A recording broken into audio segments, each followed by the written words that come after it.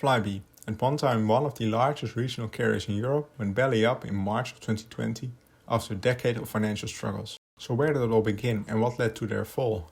Spoiler alert, not COVID this time. Let's talk aviation. The history of FlyBe dates back to 1979, when the airline was founded as Jersey European Airways by a Jersey resident, John Habin. As a matter of fact, the state of New Jersey is named after the island of the coast of England. In the beginning, the airline focused its operations on flights around the island, and it wasn't until 1991 that the airline operated its first flights into London, 12 years after they were founded. By that time, Jack Walker, a British businessman who had made his fortune in the steel industry, had taken over the airline. He already had flown 460 passengers the year previous with a fleet of mostly Fokker 27s.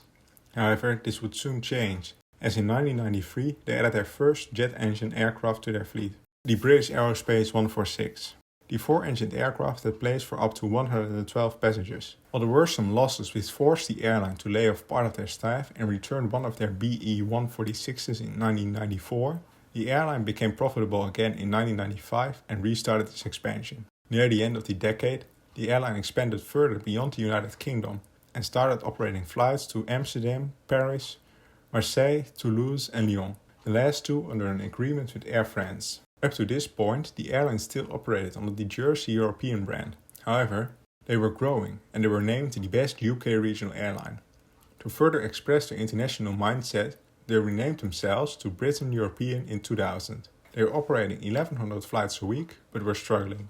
And their business model, which focused on regional flights with a business class option, was no longer viable. So in 2002, they pivoted away from this model and focused on low-cost operations. Part of this was their rebranding. They would change the name again from British European to FlyBe. While we're still in the early 2000s, FlyBe already got 80% of their sales via their website.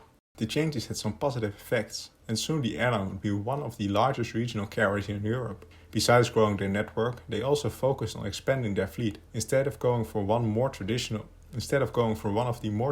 options like the Boeing 737 or Airbus A319, they went with the Embraer E-Jet line. FlyBe ordered 26 E195s, and in 2006 they became the launch customer for the type.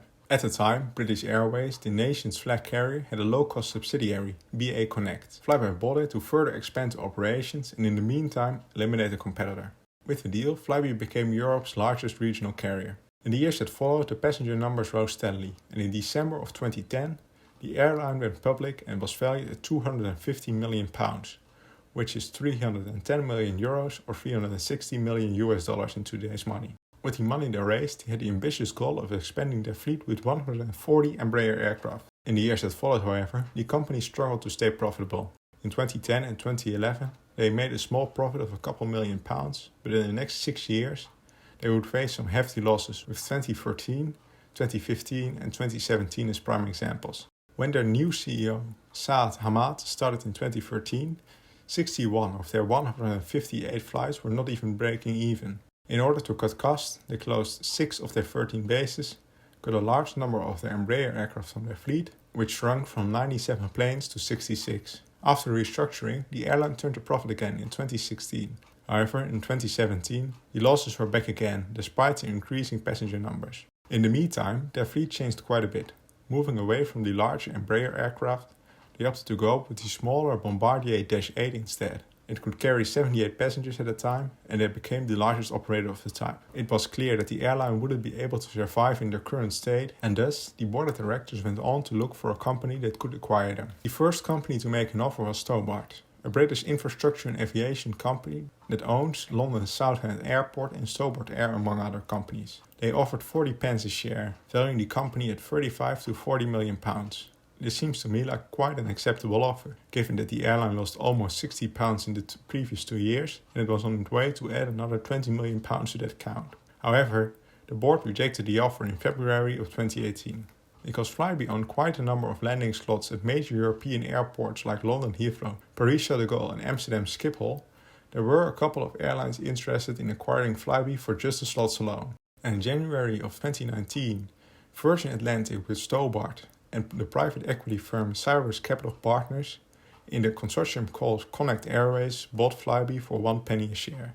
Many shareholders of FlyBe didn't agree, especially since this was only a tiny fraction of the current stock price.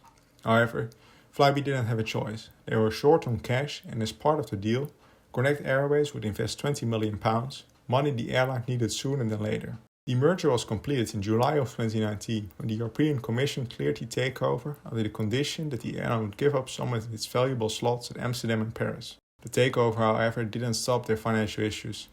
The airline kept in need of financial support from its now parent company. At the end of 2019, there were some plans to rename the airline Virgin Connect. However, it would never be renamed, because before they could implement the changes, the next financial crisis came forward. In the beginning of 2020, even before COVID became an issue, the airline was on the brink of bankruptcy. And in order to prevent this from happening, the British government announced that they were in talks with the European Commission to be allowed to grant a £100 million loan to the company. In order to comply with the European antitrust laws, the government had two options. They were forced to either ask a high interest rate, or when the airline was financially stable again, they should become a shareholder.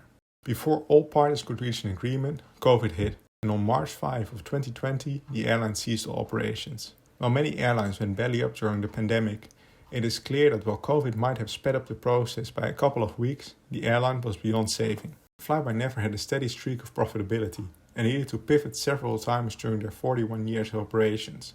I think that their network played a major role in their fall. Before they changed into a low-cost carrier, they operated regional flights to all major airports around Europe, and with the business class on board, they focused on the higher-end segment. However, when they changed into a low-cost carrier, they didn't change their route network. As I mentioned in previous videos, operating low-cost flights from large airports is hard. Due to the higher airport fees and longer turnaround times, the range of thin margins get even smaller. With a relatively small fleet compared to competitors like EasyJet and Ryanair, it became increasingly difficult to turn a profit, which they indeed proved in this case. Is there a future for FlyBe? Maybe. In April of 2021, the airline was bought by a group of former shareholders together with Cyrus Capital, which was previously involved in Connect Airways. The deal included all assets of the airline: logos, jobs, assets, you name it. In October of 2021, the airline appointed a new CEO, Dave Fiege. Not much later, they announced that they would return to Birmingham and open their first base at the airport. The future fleet will consist of 32 -8-400 aircraft, just like the old FlyBe. The first was delivered on November 25 by Talk Aviation Capital. FlyBe will commence operations in March of 2022 if all goes to plan.